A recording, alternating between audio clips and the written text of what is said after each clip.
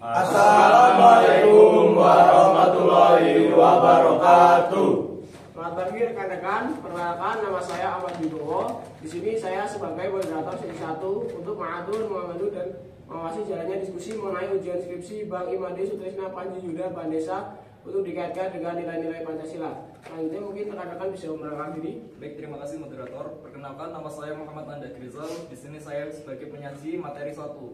Di sini saya akan memberikan beberapa poin yang nantinya akan dibahas oleh pembahas 1 dan pembahas 2. Mungkin cukup sekian, selanjutnya. Baik, perkenalkan, nama saya Bintang Maulana. Saya sebagai pembahas 1 yang bertugas untuk menjelaskan poin-poin yang telah dibaca oleh penyaji. Selanjutnya Saya Zakir Rafi Oktabian. Saya akan memaparkan beberapa poin-poin dari Bang Made. Selanjutnya, saya Ibu Agung Bayu Martarana, saya sebagai kameramen. Baik, untuk selanjutnya kameramen bisa kembali tempat untuk menjalankan tugasnya. Untuk selanjutnya penyaji bisa menyampaikan materinya. Baik, di sini saya sebagai penyaji dari materi 1 menit 0 sampai 20. Ada 5 poin yang akan saya sajikan. Yang pertama adalah mengenai peran penting pemerintah untuk mewujudkan kemakmuran rakyat melalui pembangunan infrastruktur. Yang kedua adalah pengadaan tanah harus diperuntukkan untuk kepentingan umum, berlandaskan prinsip undang-undang dan hukum tanah nasional. Yang ketiga adalah bagaimana dampak kesejahteraan pasca pemanfaatan uang ganti rugi. Lalu yang keempat adalah peranan ATR BPN dalam permasalahan ganti rugi. Lalu yang kelima adalah solusi terkait pemanfaatan uang ganti rugi. Mungkin itu aja, saya kembalikan ke moderator. Baik, selanjutnya pembahas 1 bisa menyampaikan dari penyaji. baik, dari poin yang telah disampaikan penyaji, saya akan menjelaskan poin yang ketiga, yaitu bagaimana dampak kesejahteraan pasca pemanfaatan uang ganti rugi. Dampak kesejahteraan masyarakat Bali pasca pemanfaatan uang ganti rugi dari tanah, khususnya dalam konteks pembangunan infrastruktur atau pariwisata, bisa bervariasi. Beberapa dampak positif dan negatif yang bisa terjadi diantaranya: yang pertama, dampak positif yaitu peningkatan ekonomi individu.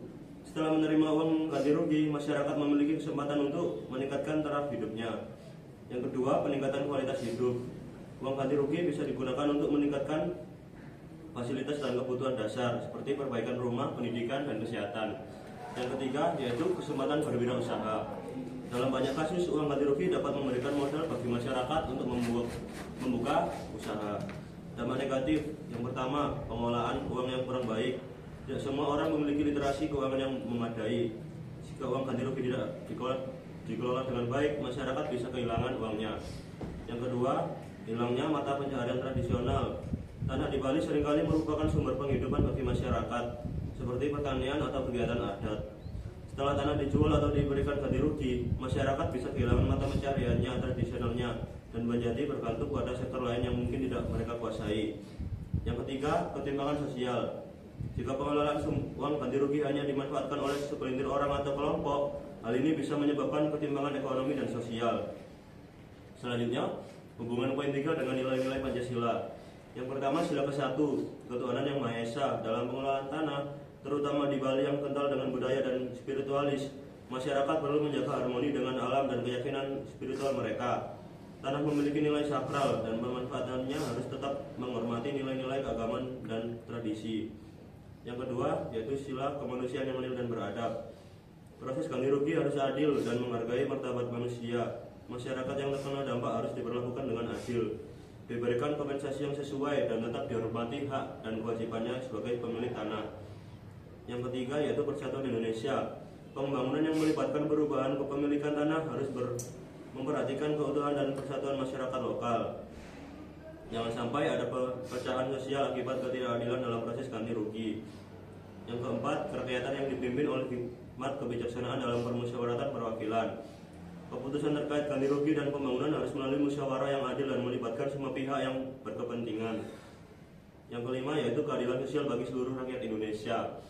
Uang ganti rugi harus dikelola dengan adil sehingga semua anggota masyarakat dapat merasakan manfaatannya. Dengan demikian, dampak kesejahteraan pasca pemanfaatan uang ganti rugi dalam tanah di Bali sangat bergantung pada bagaimana uang tersebut dikelola dan dimanfaatkan, serta bagaimana prinsip-prinsip keadilan, persatuan, dan kemanusiaan diterapkan sesuai dengan nilai-nilai Pancasila. Baik, itulah poin yang telah saya sampaikan. Akan saya kembalikan ke moderator. Baik, untuk selanjutnya pembahas dua bisa menjelaskan dari pembahasannya. Ya, selanjutnya saya akan menjelaskan tentang peranan ATR Kementerian Agraria dan Tata Ruang Badan Pertanahan Nasional dalam permasalahan ganti rugi. Dapat dianalisis dari perspektif nilai-nilai Pancasila sebagai landasan moral dan etika dalam menjalankan tugas negara. Berikut adalah peranan ATR BPR dalam permasalahan ganti rugi yang dikaitkan dengan sila-sila Pancasila. Menurut sila pertama, ketuhanan yang Maha Esa, nilai spiritual dan etika, ATR BPN harus menjalankan tugasnya dengan integritas dan kejujuran, berlandaskan nilai-nilai etika yang menghormati setiap manusia sebagai ciptaan Tuhan. Dalam proses ganti rugi, ATR BPN wajib menjaga keadilan dan moralitas, serta menghindari praktik korupsi atau penyimpangan yang bisa merugikan masyarakat. Berdasarkan sila kedua, kemanusiaan yang adil dan beradab, ATR BPN harus memperhatikan hak-hak setiap warga negara, terutama dalam penentuan ganti rugi tanah. Proses ganti rugi harus mencerminkan kemanusiaan, artinya setiap warga yang terkena dampak harus diperlakukan dengan adil dan bermartabat.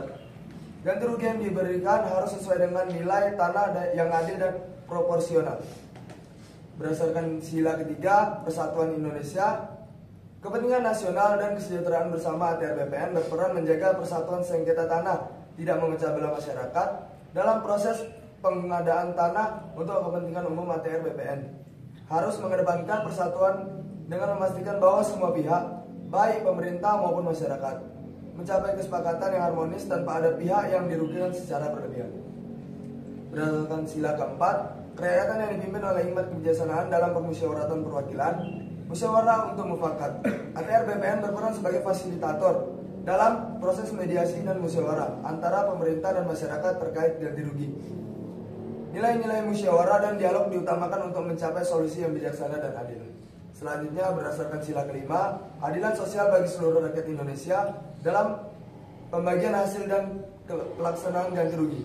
ATR BPN harus memastikan bahwa proses ganti rugi mencerminkan keadilan sosial. Hal ini berarti bahwa semua warga negara tanpa memandang status sosial, ekonomi, atau latar belakang mendapatkan haknya secara adil. Nah, kesimpulannya, peranan ATR BPN dalam permasalahan ganti rugi harus selalu berlandaskan nilai-nilai Pancasila yang mengedepankan keadilan, kemanusiaan, kesejahteraan bersama. Implementasi tugas ini jika dilakukan dengan benar akan menciptakan keseimbangan antara kepentingan negara dan bermasyarakat, serta terjaminnya tercapainya keadilan sosial bagi seluruh rakyat Indonesia. Selanjutnya saya kembalikan ke moderator. Baik, untuk penyaji dipersilakan untuk menyampaikan kritik dan saran kepada pembahas 1 dan pembahas 2. Oke, baik.